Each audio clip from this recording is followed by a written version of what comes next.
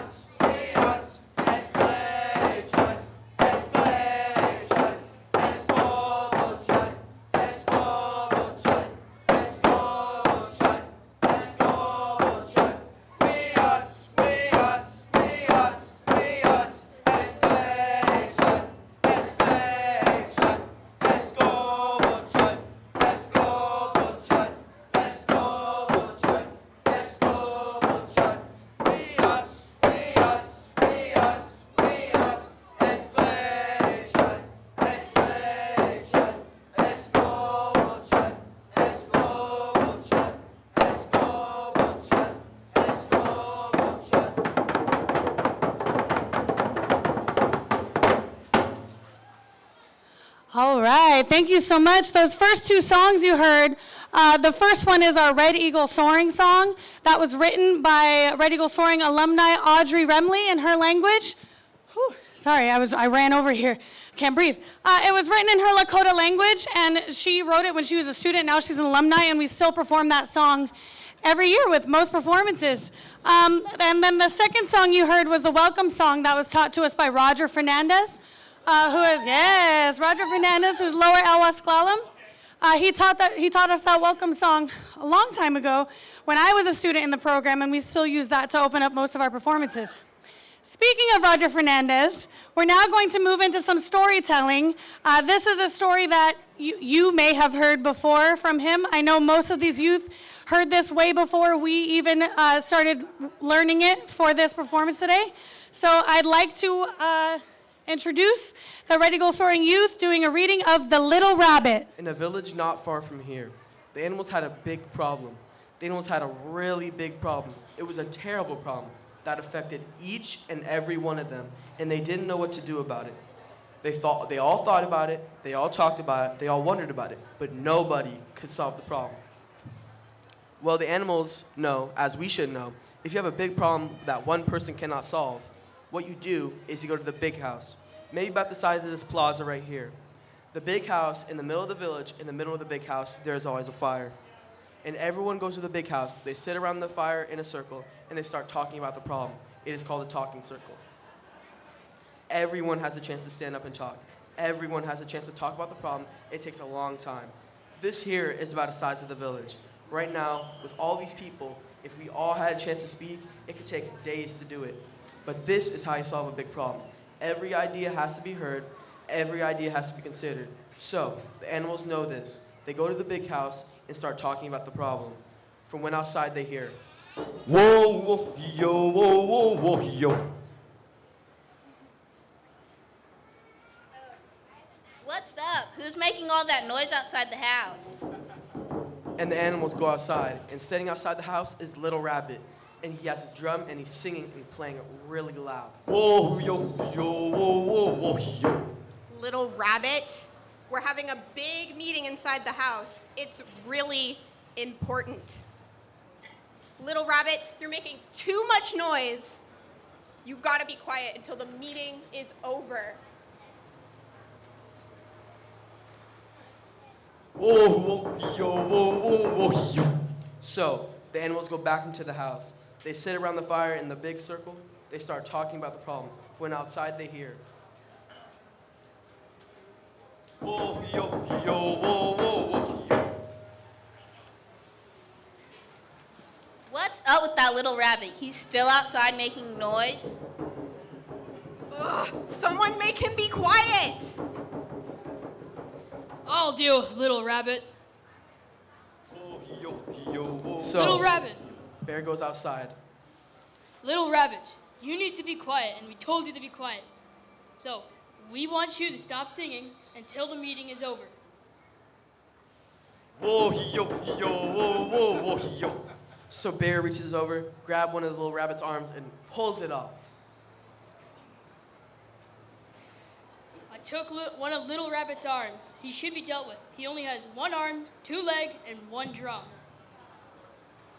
So the animals start the meeting again. From when outside they hear, Whoa, yo, yo, whoa, whoa, whoa.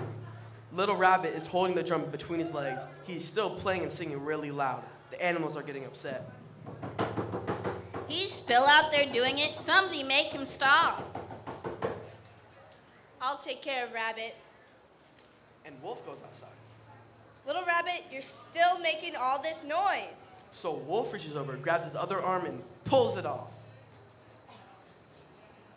You'll get this arm back when the meeting's over. Now you be quiet, Little Rabbit. I took care of Little Rabbit. He has no arms and can't play his drum. He can't bother us now. So the animals start the meeting again. And from outside the house they hear, Whoa, whoa, yo, whoa, whoa, whoa, yo. Little Rabbit is stomping his foot to make noise. Now the animals are getting angry. He's still out there making noise. Somebody do something. Somebody make him quiet. I'll take care of that rabbit. Little Rabbit, you are still making noise. You gotta be quiet. So Coyote reaches over, grabs one of Little Rabbit's legs and pulls it off. You will get this. Yeah, okay. You will get your leg back when the meeting is over. Now you be quiet, Little Rabbit. So they start the meeting again. I took care of the rabbit. He has one leg, no arms. He can't bother us now. So they start the meeting again. Whoa, whoa, yo, whoa, whoa, whoa, yo. Little Rabbit is hopping on one leg, singing really loud. Now the animals are very angry. Somebody make Little Rabbit be quiet. I will take care of the rabbit once and for all. Eagle reaches over, Little rabbit. grabs Rabbit's head, and pulls it off.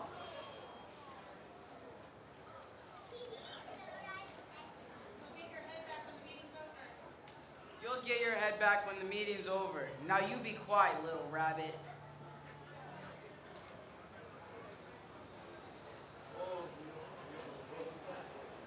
So the animals start the meeting again. From outside the house they hear this little noise. Then the animals realize something.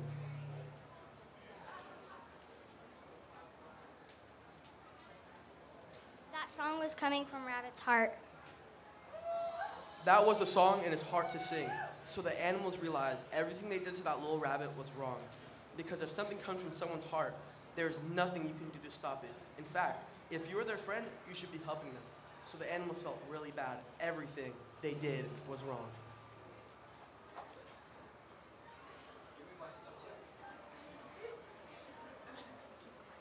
It's almost lunchtime. Can I keep the leg? No!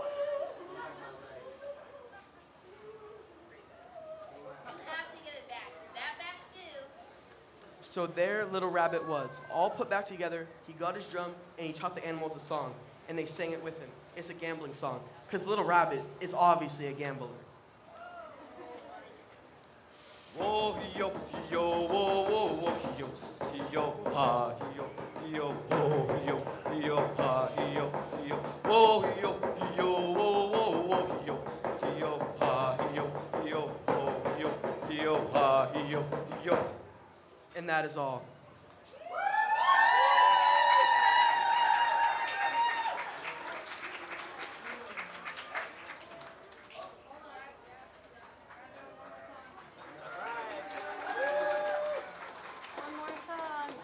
All right, thank you all. That was a story of the Little Rabbit.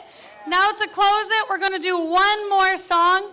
This song was taught to us by another alumni of Red Eagle Soaring, Wajis Kwatimkin, who is Kiowa, and he gave us this song to use as a healing song for one of our shows, and we're going to do it for you today.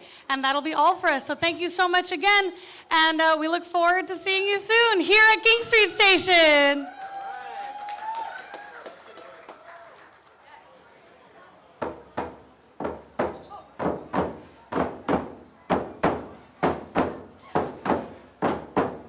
Hey, yo,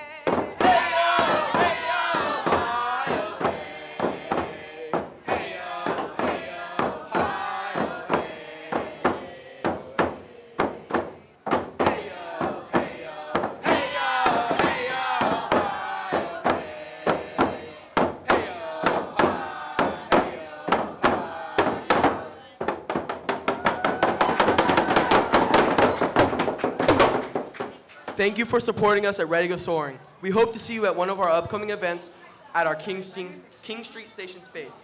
Up next, we will have a reading of Indigenous Peoples Day proclamation by Jennifer Chow of the Department of Neighborhoods. As director of the Department of Neighborhoods, Jennifer builds authentic relationships between city government and neighborhoods across Seattle to foster belonging and inclusion for all. Jennifer has built a reputation as a community collaborator and a strong voice for equity and opportunity for youth and historically underserved communities. Please join me in welcoming Director Jennifer Chow. Thank you so much. That was such a warm introduction. I appreciate it. It is always an honor to be in community, and especially today, to be in community for Indigenous Peoples Day. It is long overdue. My name is Jennifer Chow. I'm the director of the Department of Neighborhoods, and I'm here on behalf of the mayor to present the proclamation. It is a deep honor to be with you today as we gather to celebrate and recognize Indigenous Peoples Day here in Seattle. This day holds immense significance, not just for the Indigenous communities, but for all of us, as we acknowledge the rich history, culture, and contributions of our so American weird Indian, underneath this shelf. Alaska Native, Is and it Native bouncing? Hawaiian communities.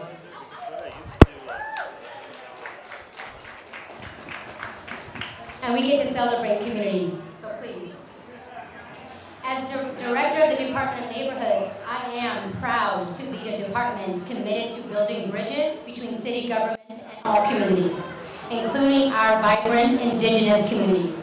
We ensure that voices of all people are heard and respected and included in decisions that shape our city. Today, we celebrate the 10th anniversary of Indigenous Peoples Day in Seattle, a landmark moment made possible by the dedicated efforts of dozens of community advocates, tribes, and organizations. Through their advocacy and leadership, this day was first recognized by the city in 2014. That year, Mayor Bruce Harrell, then a city council member, co-sponsored the resolution alongside former council member Sawant, ensuring that Seattle would officially celebrate Indigenous Peoples Day. Since that time, Mayor Harrell has been instrumental in advancing these efforts by signing the ordinance in 2022 that made Indigenous Peoples Day an official city holiday. His ongoing commitment to building authentic partnerships with tribal nations and Indigenous communities is one of the reasons we continue to make progress toward a more inclusive and equitable city. That doesn't go without challenge, but we are progressing, and that is what matters. Over the past decade, the city of Seattle has taken important steps to acknowledge and uplift Indigenous leadership and contributions. In collaboration with former Council President Juarez, Mayor Harrell hosted the city's first Tribal Nation Summit, fostering dialogue and partnership between our city and tribal leaders. He has also been a steadfast supporter of the Indigenous Advisory Council, which helps guide our work to ensure the needs and priorities of Native communities are centered in our policies and programs. The city also invests in strong partnerships with dozens of urban Indian organizations to serve our nearly 17,000 Native residents, from housing to healthcare to youth development to arts and cultural services, and beyond. Native groups and organizations are on the forefront of creating belonging and inclusion that is essential to a thriving community. These strong partnerships go beyond a land acknowledgement and centers relationships. In closing, I want to acknowledge the many wonderful performances we've seen today, from the Daybreak star preschoolers to Red Eagle Soaring youth.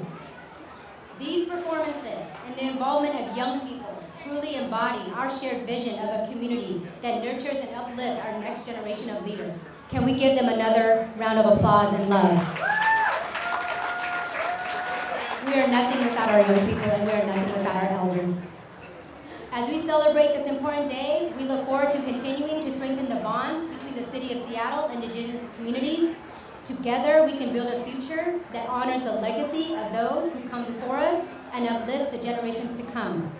It is now my pleasure to present the 2024 Indigenous Peoples Day Proclamation to canoes and community members.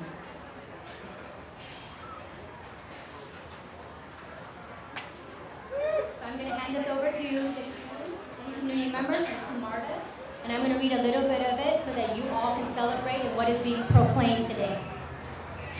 The City of Seattle recognizes that the indigenous peoples of the lands that would later be known as the Americas have occupied these lands since time immemorial. Seattle is built upon the homelands and villages of the indigenous peoples of this region, without whom the building of the city would not have been possible. The city values the many contributions made to our community through indigenous people's knowledge, labor, technology, science, philosophy, arts, and the deep cultural contributions that has shaped the character of the City of Seattle. The City of Seattle has a responsibility to oppose the systemic racism towards indigenous people in the United States, which perpetuates high rates of poverty and income inequality, disproportionate health, education, and social crisis. 2024 marks the 10th anniversary of the City of Seattle officially proclaiming the second Monday in October as Indigenous Peoples Day. On March 29, 2022, the City Council unanimously passed an ordinance establishing Indigenous Peoples Day as a legal holiday. The City of Seattle recognizes and values the great cultural, historical, and social and economic contributions of the indigenous peoples, furthering our One Seattle vision to build a thriving, innovative, and equitable city where we are all proud to call home. Now, therefore, I, Bruce A. Harrell, Mayor of Seattle, do hereby proclaim October 14, 2024 to be Indigenous Peoples Day.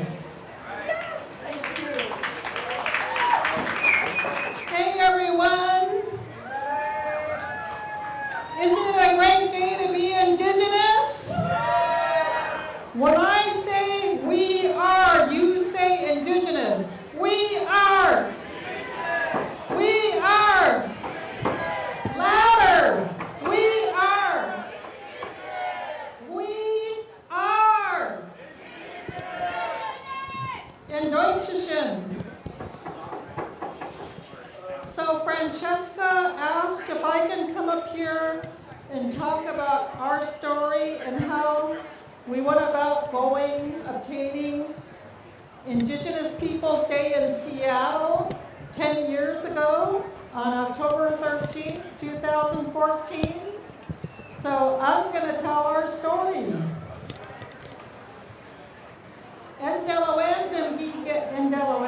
Greetings, Indigenous people, greetings. My name is Millie Kennedy. I am Tsimshian, I am Ganhara, and I belong to the Raven clan. It's a great day to be Indigenous. Anyway, I'm here to tell our story. Matt's over there being interviewed by King 5, so I'm staying away. Before I get started, I would like to disclaim my words reflect my own opinions, and I value my First Amendment right to freedom of speech and freedom of expression. This is a free speech, rally, and march. All right, here's our story. Listen up. On one very hot July afternoon in 2014, I was at home by my computer, and an email popped up from Matt Remle. This is way before everybody was all texting. Matt had emailed a bunch of us natives, and he was inquiring on what we thought about pushing forth for a resolution to declare Columbus Day as Indigenous Peoples Day in Seattle.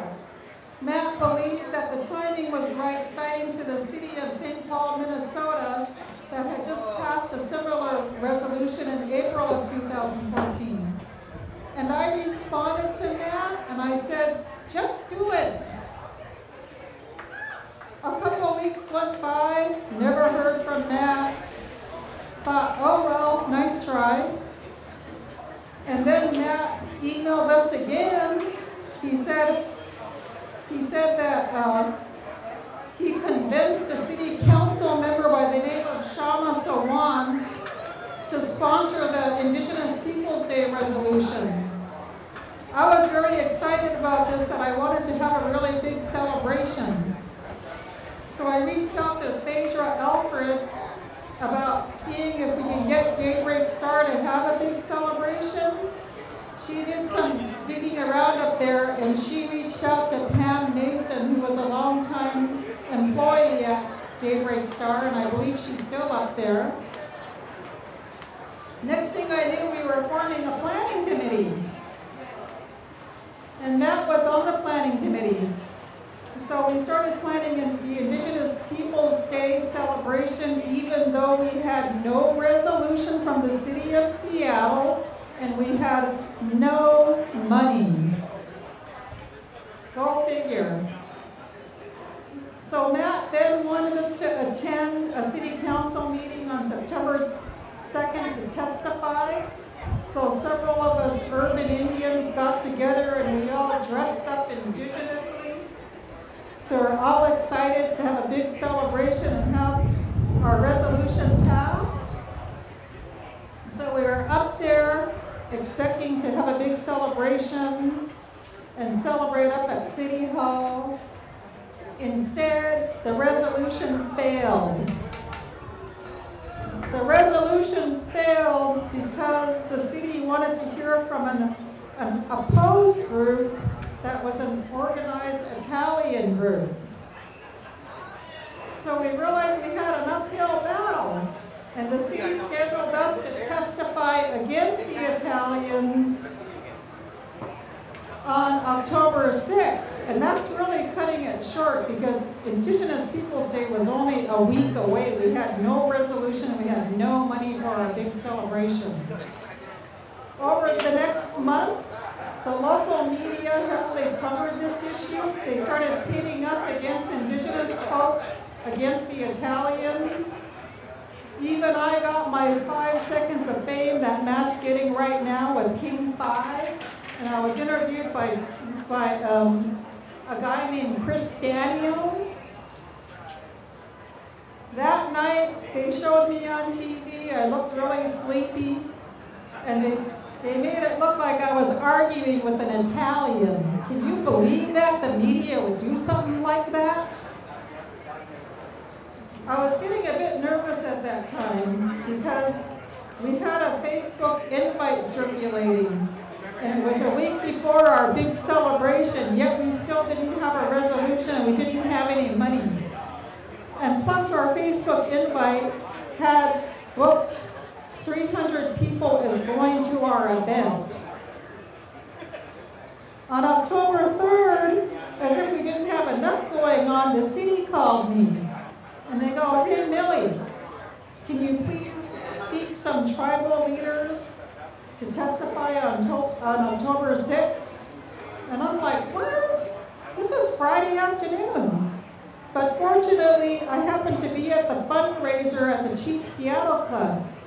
And 2 tribal leaders were there, so I approached them. I approached Mel Sheldon from the Tulalip tribes and David Bean from the Puyallup tribes. And I said, hey, can you guys testify on Monday? We're trying to get this Indigenous Peoples Day resolution passed. They quickly jumped on board and they agreed. So, woohoo! Still needed to grab a couple more. Sorry, I covered up the rest of my speech.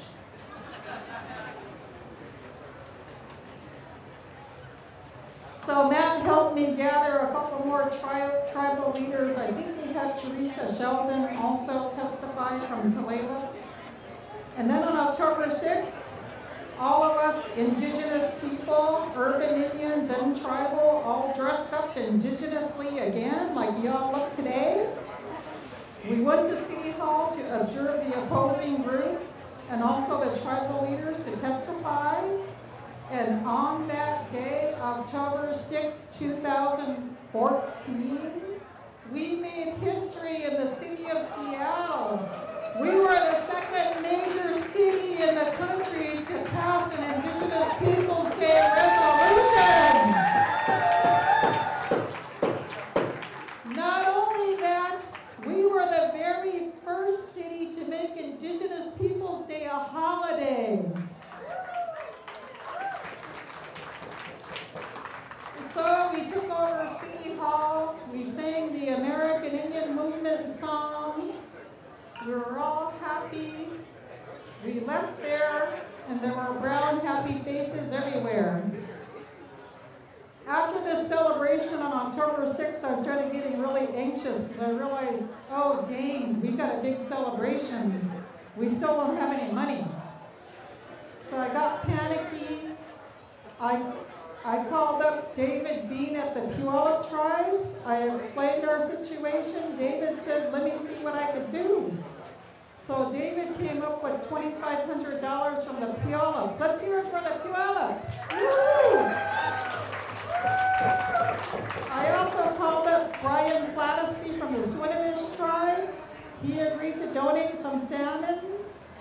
Pam Mason called up the Colville tribe and the Lummi tribe. They agreed to donate some more salmon, so we had about 1,000 pounds of salmon.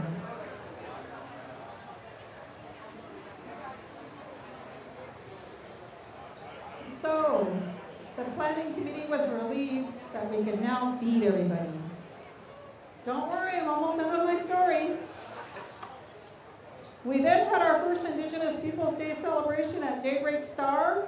We were planning for about 350 people to show up. Instead, we ended up with 750 people. We even ran out of food. Can you believe that? Thank goodness that Kay Fiddler showed up. Kay Fiddler showed up with a huge big box of fry bread. And my friend Patty grabbed me a little piece of fried bread, and she handed it to me. So if it weren't for Kay and Patty, I wouldn't have baked that day. That was about 8 o'clock at night. Being indigenous, we love to have fun. Us Simpshians, we love to give people nicknames. I've had a couple nicknames for Matt Remle over the years. One of the nicknames I have for Matt is Just Do It, Matt Remle.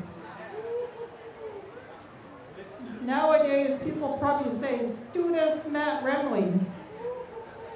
So through Indigenous Peoples Day, working with Matt, Christy Harris, Phaedra, Pam Nason, and others, and including all our beautiful allies out there, Pam Keeley, 350 Seattle, and several other people, we have continued to do grassroots organizing.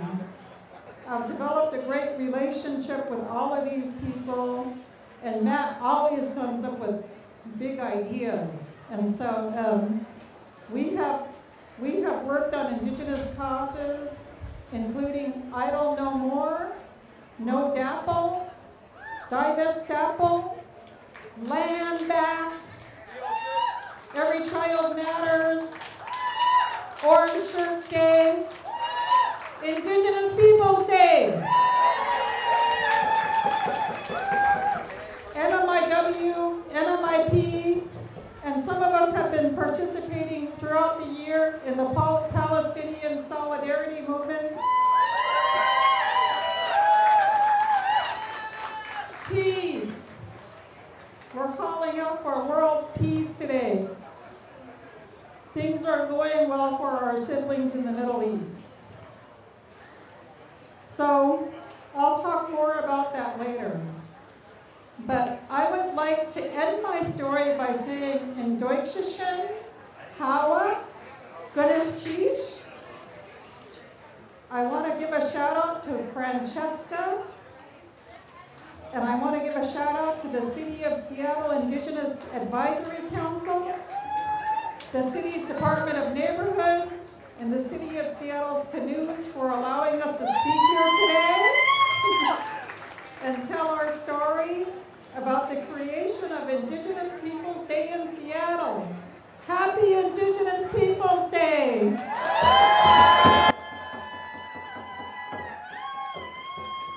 One more time. We are louder. We are stand up.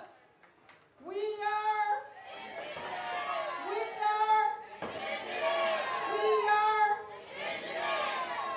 and we are still here.